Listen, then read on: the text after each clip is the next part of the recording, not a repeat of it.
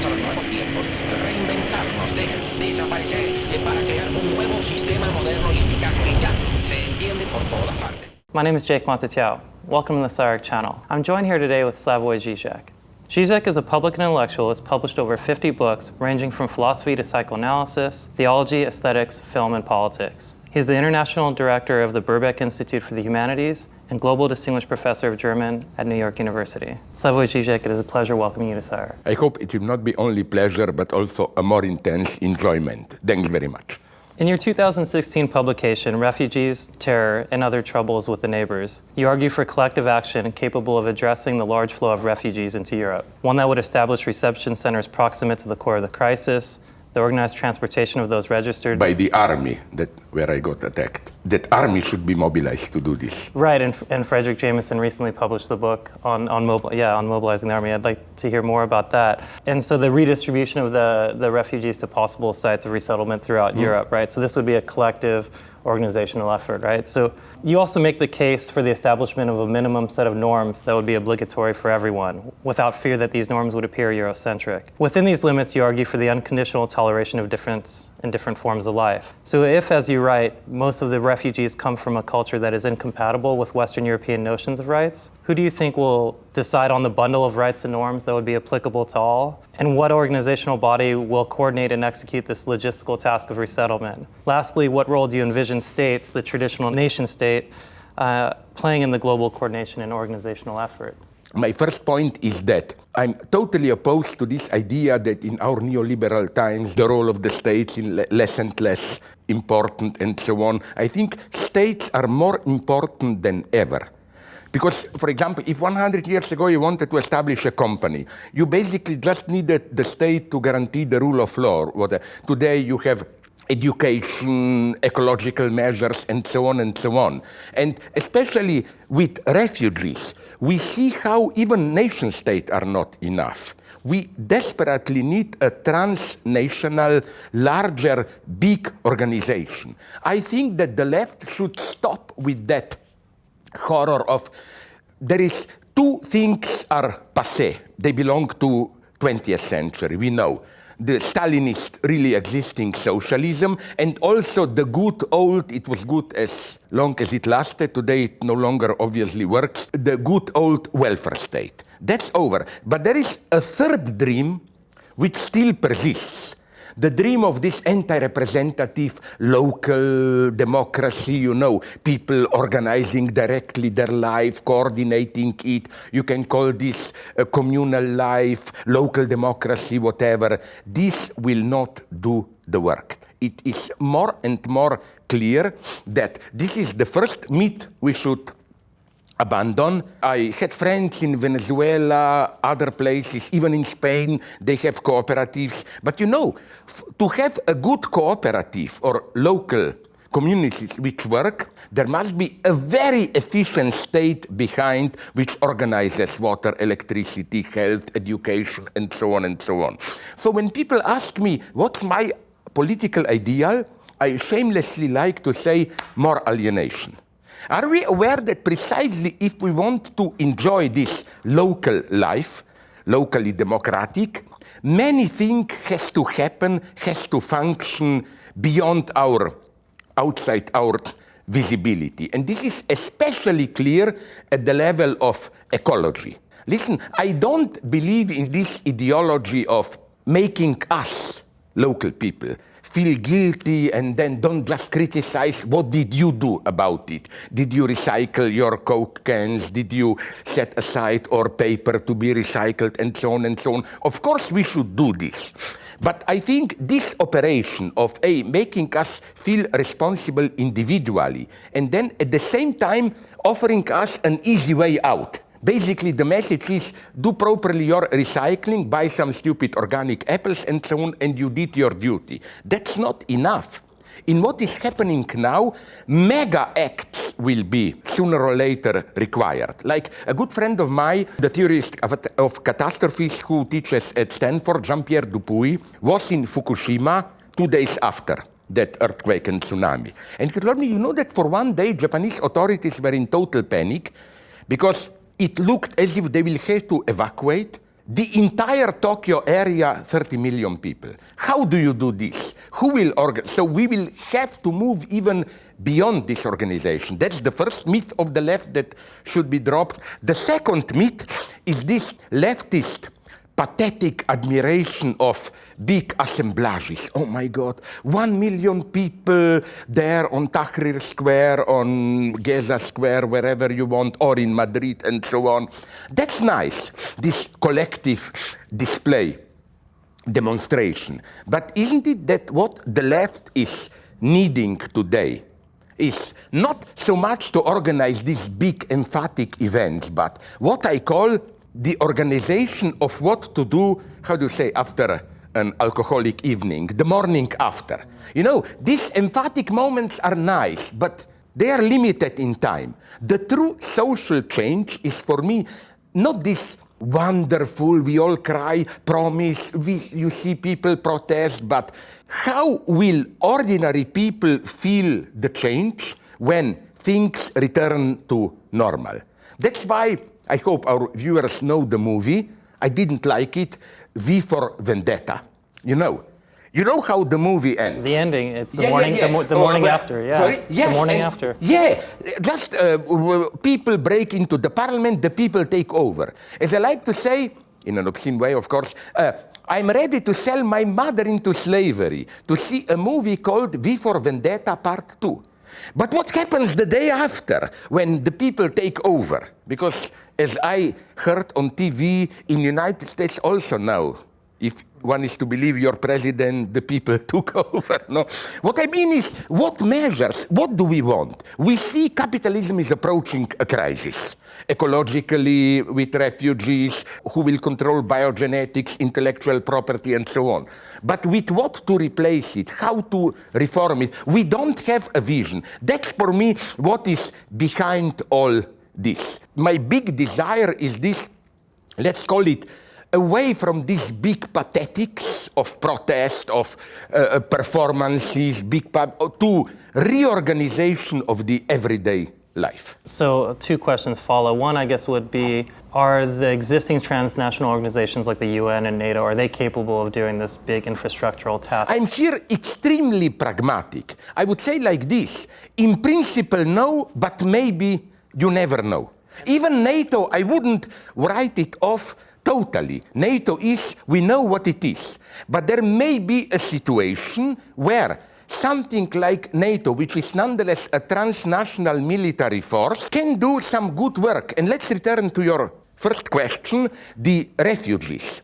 It's not that I'm a militarist. My idea of using NATO was not to protect the fortress Europe, but to do the transfer of refugees, and I cannot emphasize the importance of this, in an organized way. What effectively happened was a catastrophe when hundreds of thousands were just chaotically walking, even through my country, Greece, Macedonia, Serbia, Croatia. Norway and Russia.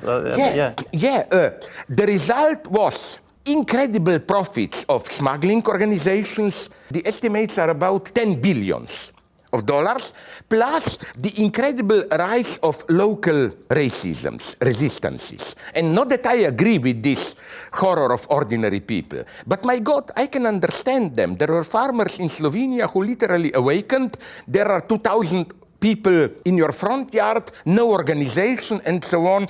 So precisely on behalf of the welfare of refugees, one has to organize things. If not, my God, we will have the anti-immigrant right. Pegida in Germany, Le Pen in France, UKIP in Germany. We will have them ruling Europe. Europe will pay the price of it. All that is good in European legacy, enlightenment, universal rights, and so on, is threatened. Point 2, let me go further. When you mentioned human rights, I don't agree. And I think this was not what Marx meant with this old stupid pseudo-Marxist doxa. Human rights are abstract rights. In reality, they cover up, they privilege secretly, whatever, men of wealth, white men, and so on. Of course, this is true. But from the very beginning, precisely because of their abstract nature, human rights had a genuinely subversive potential. Look, they began as, of course, human rights. Effectively, it meant at the beginning the rights of the white people of property, usually men, and so on. But it immediately exploded. Mary Wollstonecraft, and so women said, why not us? Haiti, the greatest thing, I think, greater, more important than French Revolution, Haiti Revolution. Black people said there, we also want it. And the greatness of Haiti Revolution is that they didn't want any shitty return to their roots, Alex Haley roots. We leave this to Hollywood, no? They wanted a modern democratic republic like the French, and so on. So I think that we should definitely not just condemn human rights. I'm the first to agree that human rights are often used as a mask to cover particular Western interests and so on and so on. But nonetheless, there is an explosive potential in them. Second thing that you said, this incompatibility of ways of life. I don't mean this in a stupid Eurocentric sense, like we Europeans are more civilized, they are primitive. I'm just saying first that there are obvious problems.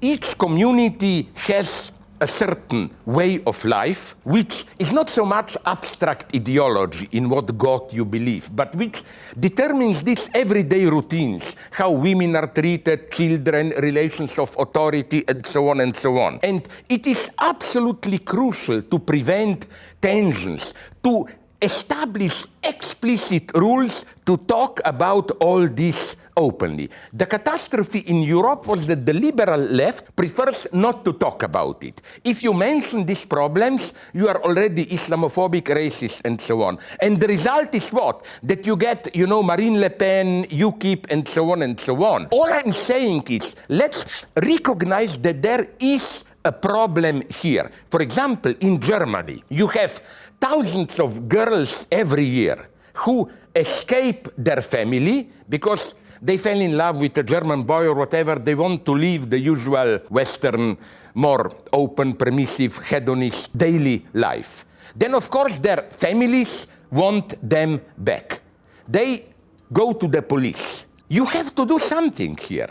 And I just think it would be good to have the rules, to set some limits. Like, okay, you live your way of life, but what do we do if a girl in despair turns to police? I don't see anything racist in it. When you said, but which rule we will establish here? Who decides on the bundles of rights, norms, and values? I mean, I'm trying to sort of situate that position vis-a-vis like a Rawls bundle of rights or Habermasian deliberative democracy kind of bundle of rights that we, it's the continuation of the Kantian Rousseauian Enlightenment project as to settle that question once and for all. I don't want to go into that debate now, but I must say although I'm very critical of Habermas and not Rawls, but at this level, I'm more on their side than on the side of this cultural particularism. Like we have all different ways of life and so on and so on.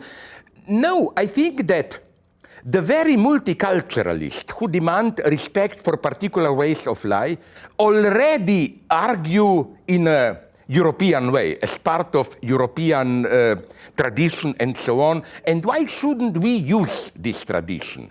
I'm not abstractly against Eurocentrism, because what we tend to forget that those who criticize Eurocentric racism and so on do it in a way which is directly in accordance with the basic principles of Enlightenment and so on and so on. Right. I'm well aware of all the horrors that Europe did.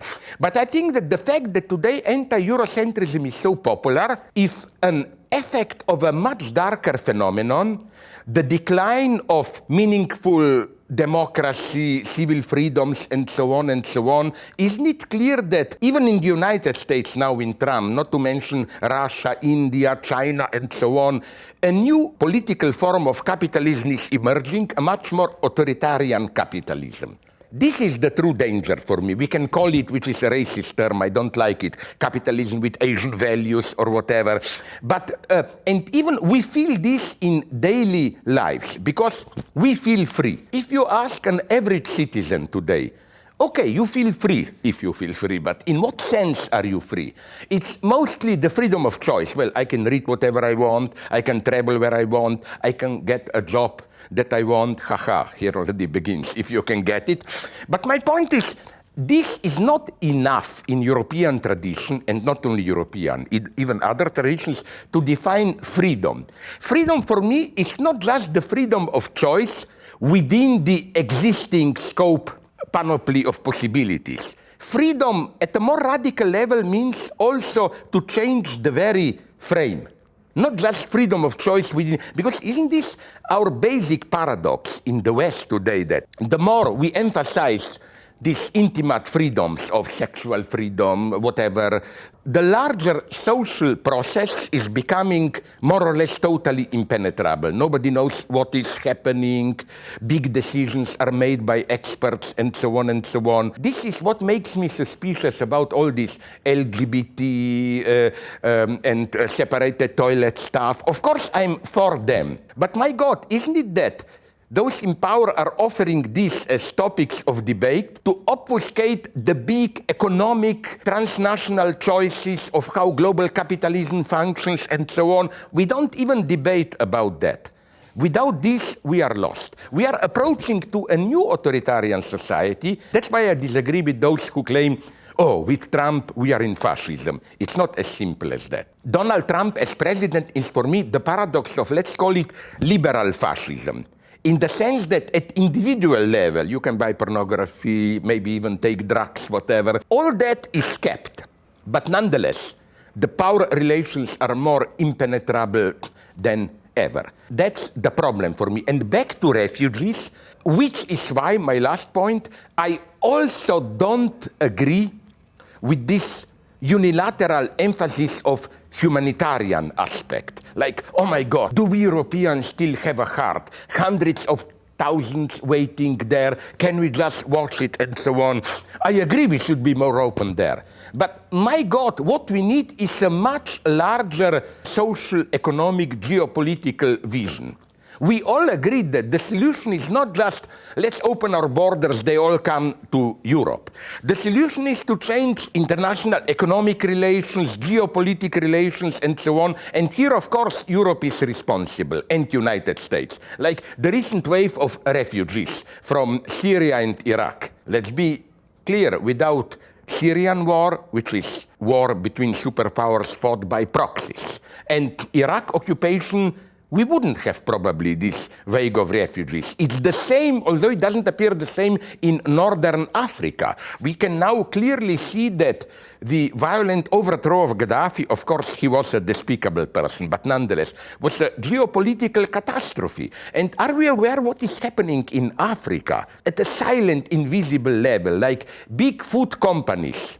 And here it's more Arab countries and some Asian countries like Japan who are guilty. They're buying the best tracts of land for export industrial plants and so on, and introducing then chaos, forcing people to flee and so on and so on.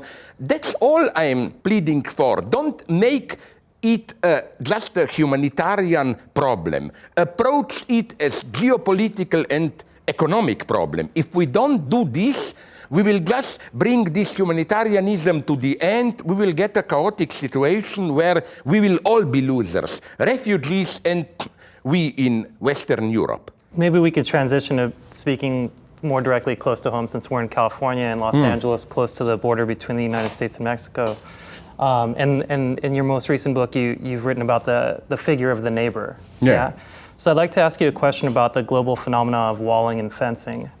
The proliferation of border infrastructure, both hard and soft, material and immaterial, can be read as either a symptom of the waning influence and impotence of the state, or like the doubling down of state power, its rearticulation and expansion through performances of territorialization and demarcation. Yeah. Today's refugee crisis, as we know, throws into relief the relation of governmentality to sovereignty, troubling the state sovereignty under pressures of global capitalism. So following the tradition of Thucydides and Hobbes all the way through Schmitt, do you think that state sovereignty still matters? And where does the neighbor, precisely the figure of the neighbor, figure in this, in between the friend-enemy distinction? My claim here is, of course, very problematic for some humanists. You know, it's very paradoxical, maybe. I think we shouldn't idealize neighbors, not in the sense that they are less than ourselves, but for me, true anti-racism is that we admit a basic impenetrability of neighbors. You know, what I fear in this multicultural approach, we should open ourselves to others, understand each other, and so on and so on. This can't be done because others don't understand themselves, we don't understand themselves, or to put it in a very simplified way. For me, an ideal non-racist society is not, I'm friends with Iranians, blacks, Jews, whatever, but I live in a big condominium. My neighbor is an Arab, the other neighbor is a Jew, the third neighbor is Latino American, the fourth neighbor is a Chinese, whatever you want, and we respectfully ignore each other. It's wonderful when from time to time miracles happen. You know, like I engage in a conversation with someone and so on, but it's stupid to expect this to go to the end. We need precisely to learn a distance. I think distances are a true respect, because, you know, a true respect is the respect of someone whom you don't like and don't understand. That's the trick in liberalism. As if we have all the time to worry, how do I know what you mean? Do I really understand you? No, that's a path to catastrophe, I claim. There's this lovely line, as you well know, from Freud's Civilization Discontents, about if the ethic was love thy neighbor as thy neighbor loves thee, then I could subscribe to that. You know, that's what Freud says, as opposed to love thy neighbor.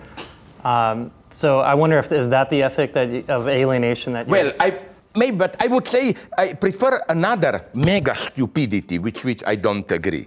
Namely, I quote it in my book that you kindly referred to. This is the big motto of multiculturalists. An enemy is someone to whose story we were not ready to listen. I explode here. This is the greatest stupidity I've ever heard. So why don't they apply to Hitler? Will you say Hitler was our enemy? Because we were not ready to listen to him. No, those who did listen to Hitler, like Winston Churchill from the beginning, knew that he really is an enemy. Here I am, not a Schmittian in his specific sense, but Schmittian in the sense that, you know, all is not just a miscommunication. There are real enemies. Like here I agree, although otherwise I don't like him too much overall, with George Orwell, who said, forget about cultural respect. The task now is to destroy Germany. Point. We need all the arms we can get, and so on and so on. This is my big problem here. So more philosophically even about the neighbor. As psychoanalysis can demonstrate very well, already in the Bible, and good Bible readers know this. I don't agree with Emmanuel Levinas, but he made this point correctly. In a way, all the commandments are commandments whose aim is how to keep the neighbor at a proper distance. You know what is, for me, the best definition of neighbor at everyday level? Let's say I know you or you know me. Let's say we know each other for years, you think you know me. As such, I'm not a neighbor, I'm your fellow man. The one who is like you, you can identify with me. But then all of a sudden, I do something. It can be a great thing, I unexpectedly sacrifice myself, or it can be something horrible, like I beat a child, I squash some animal, whatever. And at that point, you know, you have this experience, my God, did I really know that guy? What is the abyss in this guy? That's the neighbor.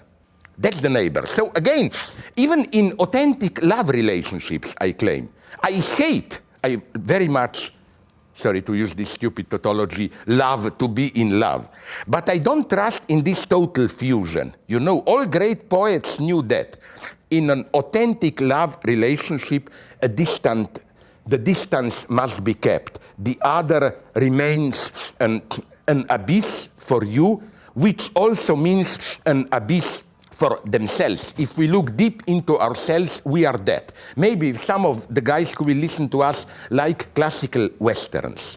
My colleague, Hegelian philosopher Robert Pippin, gave along these lines a wonderful reading of the final scene of maybe the greatest Western of all times, John Ford, Searchers. You know, John Wayne wants to kill the young girl because she became like an Indian. And then when he sees her there at the end, you see for a brief moment his perplexed face, and then he grabs her and doesn't kill her, brings her home.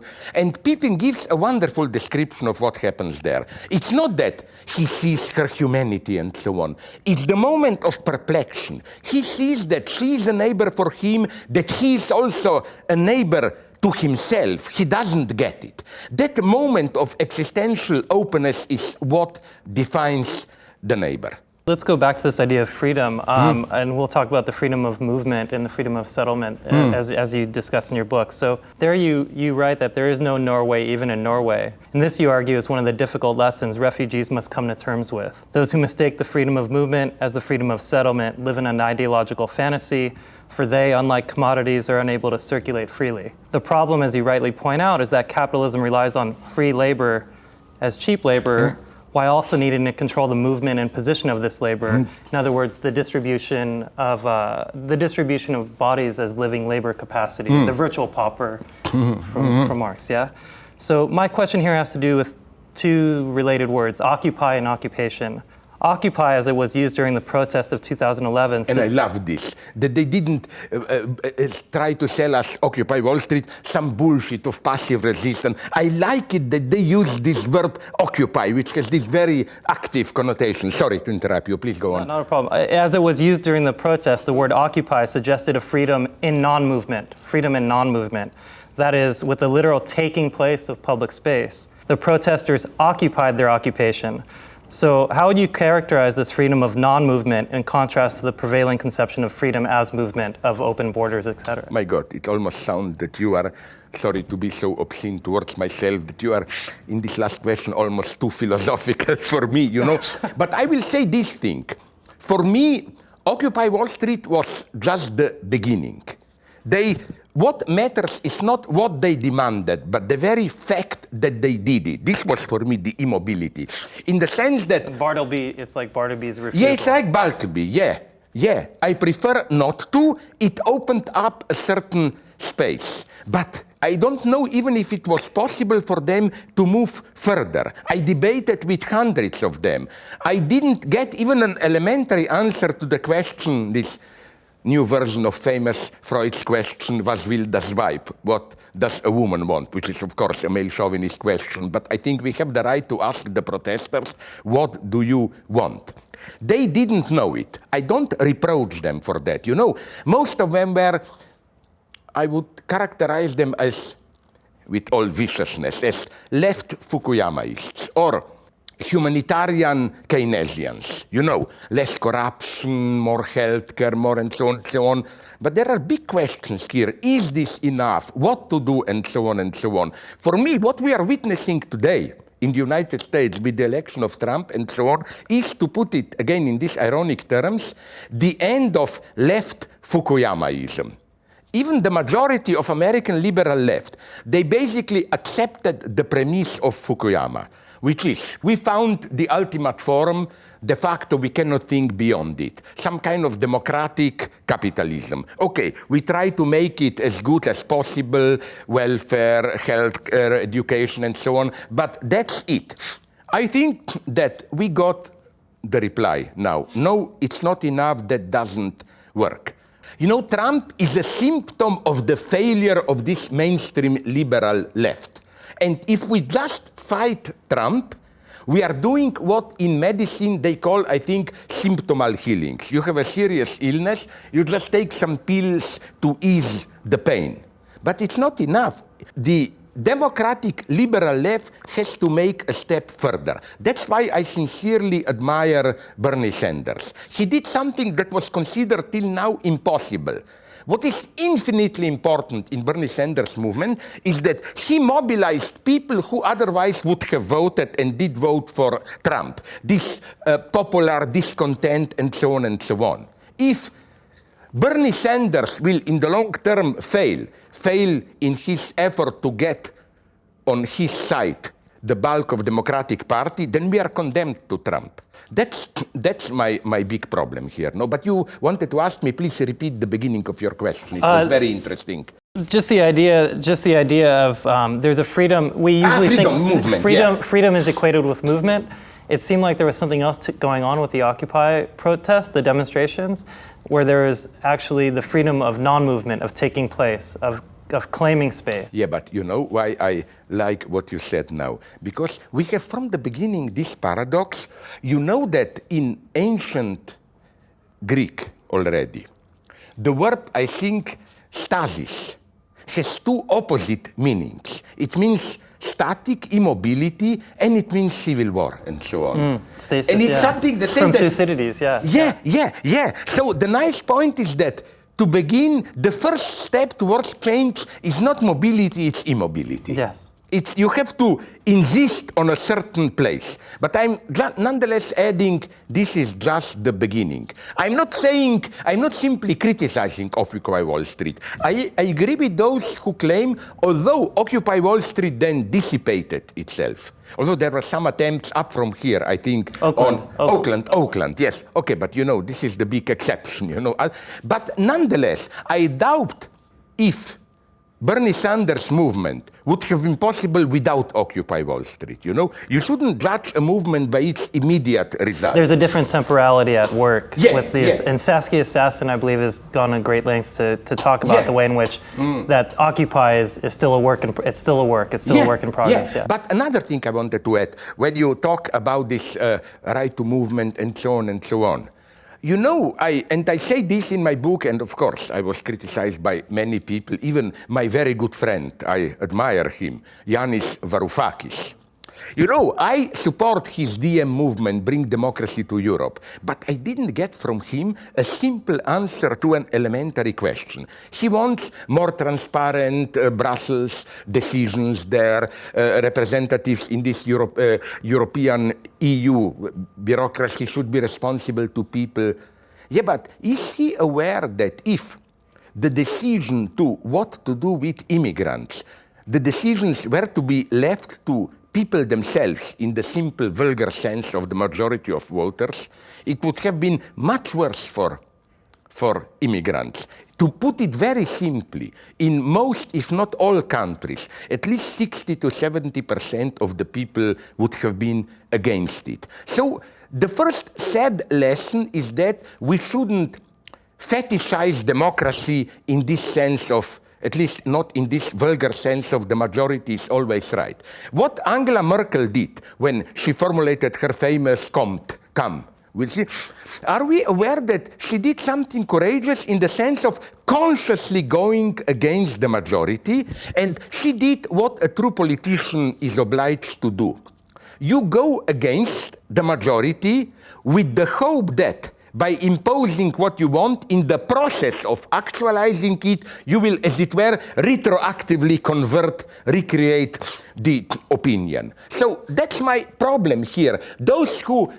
I find it funny how those who advocate opening of Europe to refugees, at the same time advocate democracy in the simple sense of transparent decisions and so on, don't explain what this means in the recent situation. Again, if the decision would have been left to people in individual nation states, it would have been a catastrophe for refugees and so on. So here I am on the side of human rights and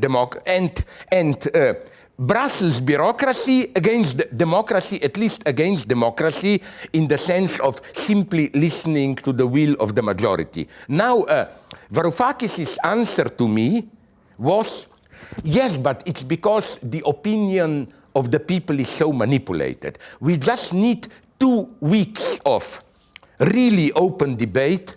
I think he's utopian here. Mm-hmm. I think that he still has this old, naive, maybe Marxist belief that ordinary people are basically good. We just have to present them with facts. I'm much more a pessimist here. I always like to emphasize, no, people on average are filthy, egotist, hypocrites, and so on. And what I trust a little bit are precisely superficial manners. For example, very briefly, a South African friend told me years ago, when there was still apartheid, a wonderful thing happened there.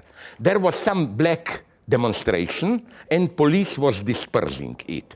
So there was a scene, a white policeman with the stick was running after a black lady, obviously of a middle class because she had high heels and so on. You will see why this is important. And then at a certain point, the lady lost one shoe.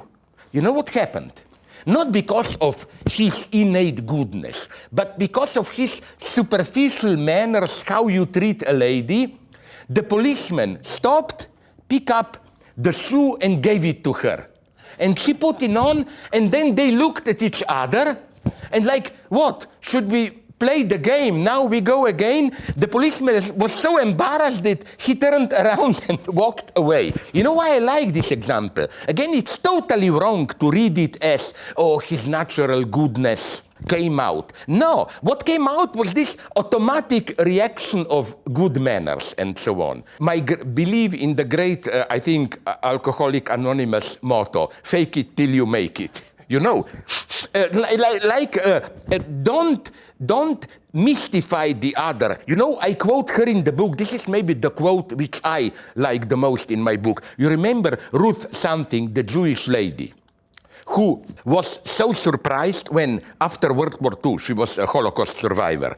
She met a Jew who was also Auschwitz survivor, and who in Israel was talking about Arabs in a totally racist way, and so on and so on.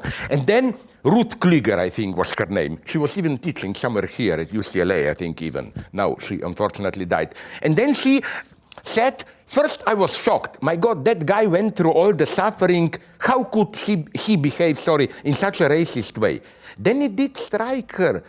She said, but you know, Auschwitz was not just a physical catastrophe. It was also an ethical catastrophe for most of the inmates. It is not true that when you go through extreme suffering, this is a kind of a ethical catharsis. You survive, if you survive, of course, as a good guy. No, it ruins you from within.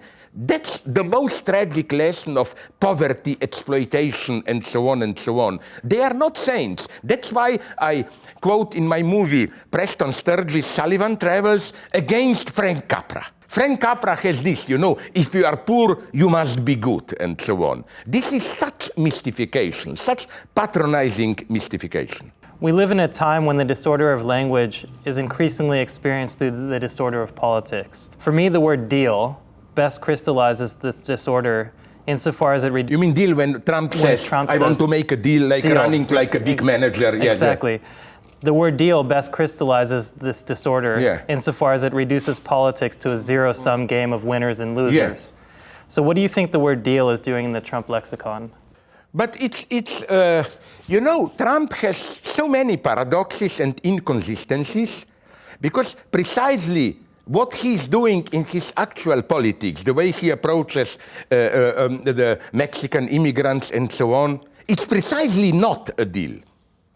And also, for example, there are so many inconsistencies with Trump. For example, it's absolutely crucial.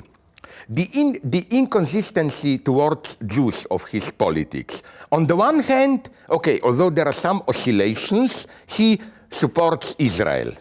But at the same time, at least people around him, at least some of them, many of them, are anti-Semitic. But I claim this is not a simple inconsistency.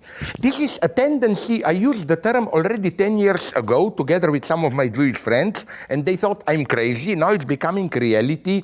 Zionist anti-Semitism.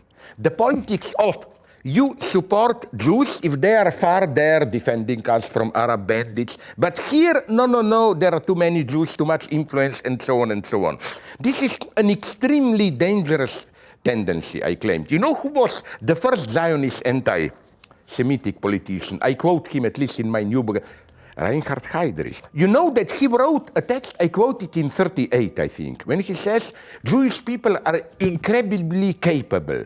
We wish for them to have a homeland where they will be totally free to develop their abilities, and we should respect them, establish good economic relations with them. We just don't want them here. And then they made a deal. Because of this, they tolerated till 40-41. Jews were allowed to go out peacefully if they promised to go to Palestine. They even were allowed to keep some money if they spend that money for German industrial products and so on and so on. But what I want to say is this with Trump. You know what I'm afraid now? Don't fall into what I call Jon Stewart trap. Just this eternal left liberal making fun of Trump. We will lose this game. I'm not saying he's personally not stupid, but I'm just saying that at least for a couple of years, his solution may work. For example, with all his anti-immigrant propaganda, it's already clear now that he's doing something much more tricky. He will deport some so-called criminals and so on, but he will be very careful not to disturb middle classes who still want their illegal immigrants, gardeners, and so on to do the work and so on.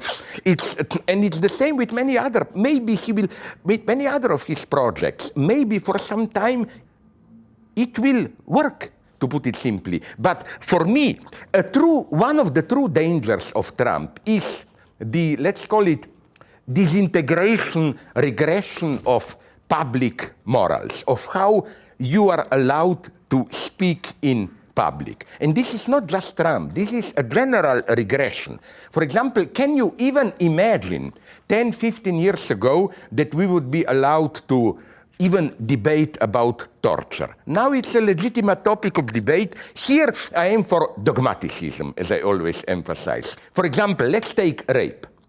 I wouldn't like to live in a society where you have to argue why rape shouldn't be tolerated. A society where somebody who, for example, brings out the terrible, vulgar argumentation, you know, women really want it, they just out of false shame protested, but blah, blah, blah. I don't want to argue with such a guy. I want to live in a society in which when somebody talks like that, he's simply dismissed as an idiot or whatever. We should be dogmatics here. And that's what worries me today, that this good side of dogmaticism, in the sense of certain things were simply not tolerated. They are tolerated again. Even public decency, the tragedy, if I may use this ridiculous word, of Trump is that even when he likes to celebrate good manners, nobility, he does it in a totally wrong way. Like, I don't know why it impressed me so traumatically. A month or two before elections, maybe you remember, he was praising Melania to demonstrate what a refined lady she is. She said, I don't want to use that word F, not the FF, another F, I will use a more noble. She said, in all years of living with her, he didn't hear her even once making the flatulence sound. Oh, yeah. But you know what's the problem? Even to talk about this publicly is a vulgarity.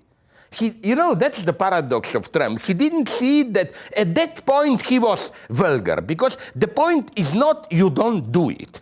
The point is we simply, out of decency, don't talk about this in public. Again, it's not just Trump. It's incredible how the same thing is happening all around. What was still now a matter of this, you know, private conspiracy theories, from in closed circles, is now becoming part of public discourse. For example, wasn't it said, you may remember, when Netanyahu proposed that totally crazy theory that it was really Palestinians, that Husseini, who suggested to Hitler Holocaust. I mean, Hitler met him once, Husseini, when Holocaust was already in process. And there is no document that this really happened. But Netanyahu quoted it as a fact. Or, for example, and I'm taking Jews who are top people, intellectuals and so on. You know what happened half a year ago? I was shocked. In the Middle East, the chief religious authority in the army claimed that it's in accordance with sacred books that when an army occupies an enemy territory, soldiers can rape local girls. You know who said this? Not some ISIS guy. The chief rabbi of the IDF, of Israeli Defense Forces. Of course, Arab countries are probably doing the same. But what I'm saying is that can you even imagine such a statement 10, 15 years ago? We effectively live in an era of regression. And I think that, since I trust in Hollywood, no, that in a way, even Hollywood knows it. That's why we have this obsession of Hollywood with these dystopias, you know. Effectively, if something will not change in our entire socio-economic outlook, we are approaching a state which is of things which is the one depicted in, I don't know, Elysium, Hunger Games, and so on and so on. Even Hollywood knows it. This is our future. I'd like to return to the idea of the human that we've already briefly talked about. Human like human rights, a ritual. Yeah. Throughout your writing, you've drawn our attention to the shortcomings of the concept of humanity, which upholds our notions of human rights and humanitarianism. The universal human dimension, you argue, must be sought beyond sympathy and understanding, beyond the we're all human level, at the level of the inhuman, that is, at the level of the neighbor. Two questions follow. Is empathy a political emotion? And if humanity is a troubled concept, is there an operative term that you would replace it with? First, empathy. Let's be clear. I'm not an idiot. Of course, we should use empathy. I'm just saying, and we clearly see with refugees and so on, it's not enough. I mean, when you meet a true foreigner, it's a fake to claim I can have empathy with him and so on. They are real foreigners. And the problem is to respect them as such. So empathy, it happens. It happens, and they are wonderful, these moments of sudden communication. Although even here, my position is not acceptable for many politically correct guys, because I like to emphasize what may appear, but it's not, racist jokes in this dimension. Listen, I remember when I was in China, we went through all these disgusting literals, I respect your culture, blah, blah, blah. But then you know how we became friends. I told them a dirty joke, they told me a dirty joke, and so on. It's incredibly helpful when it works. I'm not saying this is a universal rule. I'm well aware that obscene jokes also play a crucial role in racist regimes. You know, they are also a form of domination, humiliating the opponent. But like these are my fond memories of the old Yugoslavia, before everything disintegrated into civil war, national wars. I remember when I met my friends from other republics, a Serb guy, a Montenegro guy, and so on, it was our ritual always to begin to tell each other dirty jokes, not so much racist in the sense of I tell you a joke about your nation, but we were competing who will tell a more nasty joke about one's own nation. Each nation in ex-Yugoslavia was identified by a certain racist cliché. We Slovenes were misers, Montenegro people were lazy, and so on. And we all assumed this cliché with pleasure making fun of it, you know. Like, for example, a Montenegro joke. Sorry for repeating it. You know, Montenegro, you should know to understand, is also an earthquake country. How does a Montenegro guy, they are lazy, remember, masturbate? He digs a small hole in the earth, puts a penis in, and waits for the earthquake, because they are even too lazy to do the gesture. And it was such a pleasure. We were immediately friends doing this, you know. There are, I totally admit it, magic moments of miracle of communication, like all of a sudden we recognize each other. But they are rare. Don't expect too much from it. Again, the really difficult thing is to relate to the other precisely insofar as he, she, it, they remains a neighbor. I don't believe in this saying that ultimately, we are all humans, we are all the same. No, this can cover up the worst racism and violence. Like I remember when I was in Israel, all media reported on a story which I found pretty disgusting. A special unit of Israel anti-terrorist forces violently in the middle of the night broke into a house, which the father of the family was a suspected terrorist. The father was not at home. It was only his wife and a couple of small children. Of course, when soldiers suddenly break in, a small daughter, 5-6 years old, started to cry, and her mother called her, "Sarah, come here." And one soldier discovered that he has a daughter with the same name. And then cameras were there, went to mother. "You see, I also have a daughter with the same name. This, why I don't trust this. Beyond all political differences, we are the same people." No, we are not. That's why we need political solidarity and so on. I got lost, so go back and... Oh, just that, no, it's not lost at all. With just the idea of, is there something that, you know, the concept of human is so troubled in the sense that it's Schmidt goes that lengths to talk about, you know, the reason that humanity is not a useful political category is because... but it still is for two reasons. First, the term humanism is for me too much identified with this empathy and so on and so on. But I believe in human universality. That's why I even believe in human rights as opposed to citizens' rights. Citizens' rights, Marx was way too quick here when he dismissed human rights as the right of the bourgeois individual. No, citizens' rights are rights that you get when you are in a certain community. Citizens' rights are usually a matter of customs, political, but it's a great European idea, very good for anti-racism. When you insist that above being citizens of a particular country, we have a certain inalienable human rights, right of speech, freedom, and so on and so on. It means simply that the particular culture to which we belong, into which we are born, shouldn't set the ultimate standard. Is the right of place, the right of home, is that a universal human right, or is that a right of citizenship? And that's the problem. How do you relate the right to have a place with the right to move? Like, this is an open question. There is no simple answer. That's why I'm skeptical about those who claim, like we in Slovenia were a little bit shocked. Thousands of every day average for some time 4,000 to 10,000 immigrants a year ago passed through Slovenia, and they were interviewed by journalists, like, do you want to stay here? Where do you want to go? And we were a little bit annoyed because, most of them replied, no, we looked around, you are too poor a country. No, we want Norway, UK, Germany, whatever. The problem is this one. How far do you go here? Of course, the communist ideal should be you go, you move everywhere. But listen, it's a very brutal, realist question. What should Norway do if, for example, and Norway has only, I think, 4.5 million people, when another 2-3 millions want all to move to Norway? Another paradox of these refugee ideologies was that they wanted chaotic freedom of movement. When police tried to register them, they said, no, we are not cattle, you register cattle.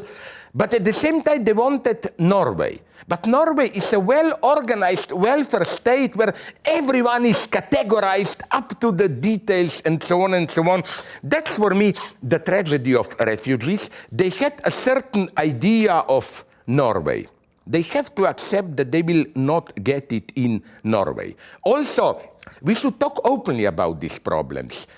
We in Europe like to criticize ourselves that we didn't do enough for integration. Here we go back to the neighbor problem, and I understand them, it's not a criticism of immigrants.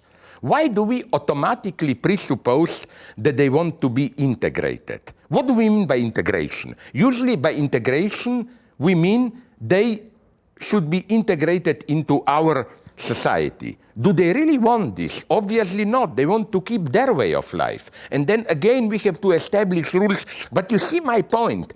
It's a desperate point that precisely to avoid tensions, we have to talk openly about these problems. If we avoid them, we will have anti-immigrant explosions and so on and so on. So yes, in principle, it sounds nice, freedom of movement. But To what extent does freedom of movement also cover freedom of settlement? Which means basically from wherever I come, I can pick up my country and not only move there, because usually they want more.